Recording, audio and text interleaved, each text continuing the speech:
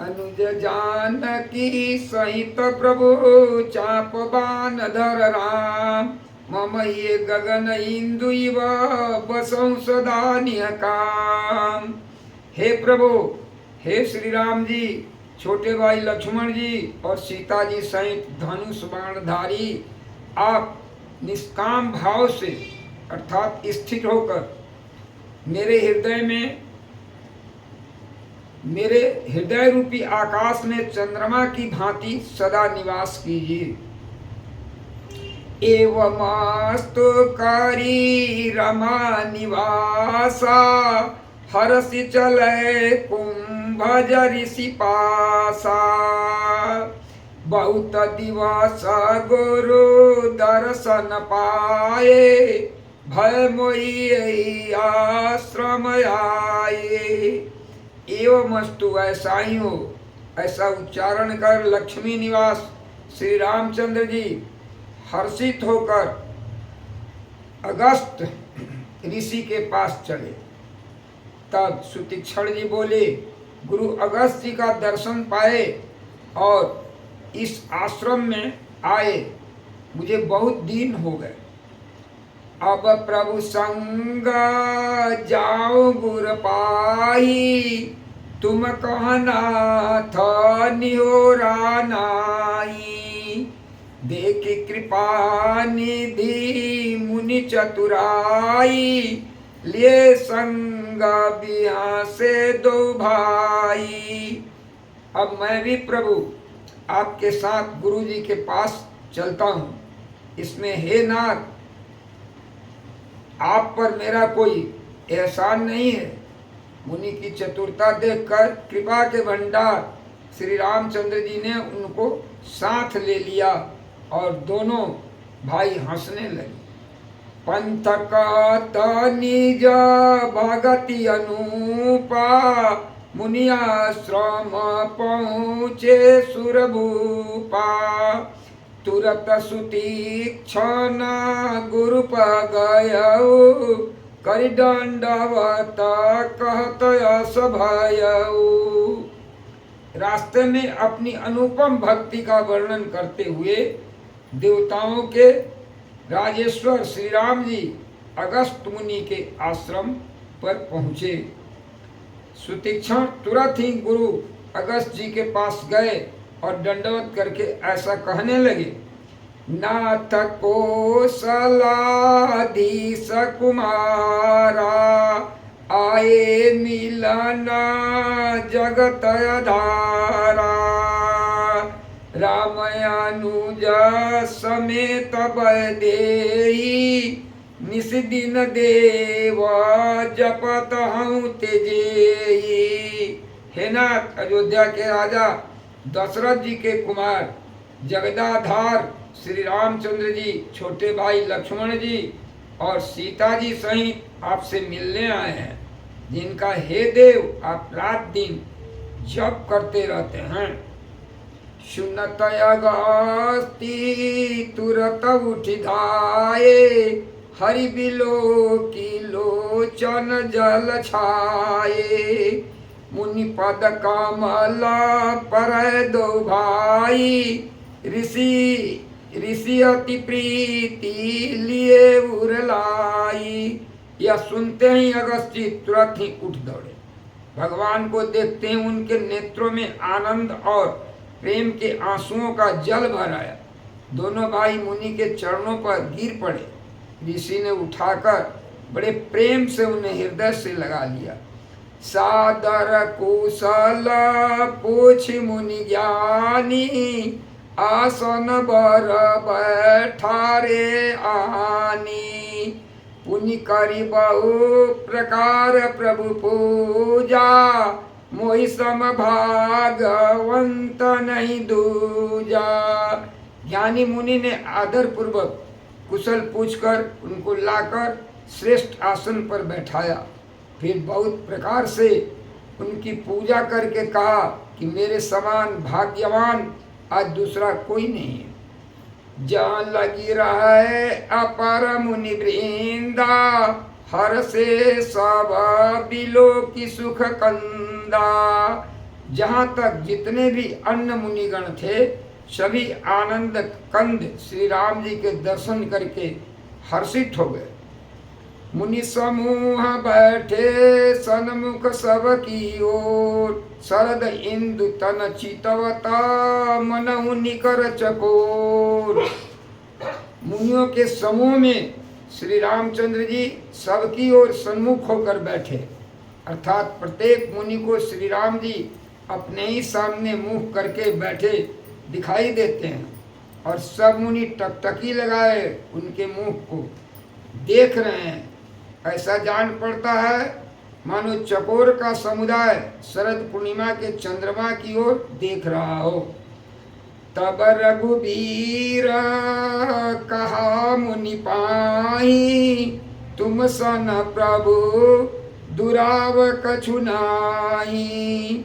तुम जानो जई कारण आयो, ताते ता तो न कही समुझायो। तब श्री रामचंद्र जी ने मुनि से कहा, हे प्रभु, आपसे तो कुछ भी छिपाव है ही नहीं। मैं जिस कारण से आया हूँ वह आप जानते ही हैं। इससे हेता मैंने आपको समझाकर कुछ नहीं कहा। अब सो मंत्र देव प्रभु मोई, जय प्रकार मारो मुनि द्रोही। मुनि मुस्काने सुनी प्रभु बानी, पूछो नाथ मोहि का जानी। हे प्रभु, आप मुझे वही मंत्र अर्थात सलाह दीजिए जिस प्रकार मैं मुनियों के द्रोही राक्षसों को मारूं। प्रभु की वाणी सुनकर मुनि मुस्काए और बोले, हे नाथ, आपने क्या समझकर मुझसे यह प्रश्न किया? अरे तुम्हारे भजन प्रभाव अगारी, जानऊ महिमा कछुक तुम्हारी। उमरी तरु विशाल तव माया, फल ब्रह्मांड अनेक निकाया। हे पापों का नाश करने वाले, मैं तो आप ही के भजन के प्रभाव से आपकी कुछ थोड़ी सी महिमा जानता हूँ। आपकी माया गुलर के विशाल वृक्ष के समान है, अनेकों ब्रह्मांड के समूह ही उसके फल हैं। अजीव चराचर जंतु समाना, भीतर बसही न जानहि आना। ते फल भक्षक कठिन कराला, तो भय डरत सदा सोई काला। चर और अचर जीव गुलर के फल के भीतर बसने वाले छोटे छोटे जंतु के समान हैं। उन ब्रह्मांड रूपी फल के भीतर बसते हैं और वे अपने उस छोटे से जगत के सिवा दूसरा कुछ नहीं जानते हैं।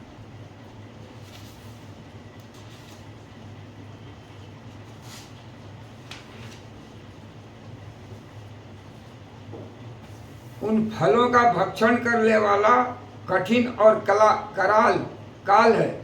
वह काल भी सदा आपसे भयभीत रहता है। ते तुम सकला लोकपति साई, पूछो मोई मनुज की नाई। यह वर मांगो कृपा निकेता, बसौ हृदय श्री अनुज समेता। उन्हीं अपने समस्त लोकपालों के स्वामी होकर भी मुझसे मनुष्य की तरह प्रश्न किया। हे कृपा के धाम, मैं तो यह वर मांगता हूँ कि आप सीता जी और छोटे भाई लक्ष्मण जी सहित मेरे हृदय में सदा निवास कीजिए।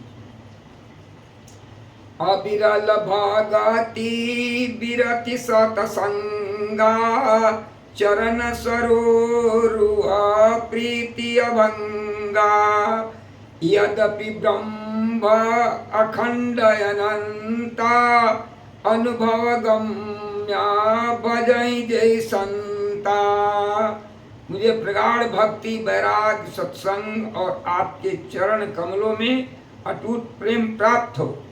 यद्यपि आप अखंड और अनंत ब्रह्मांड हैं जो अनुभव से ही जानने में आते हैं और जिसका संत जन भजन करते हैं।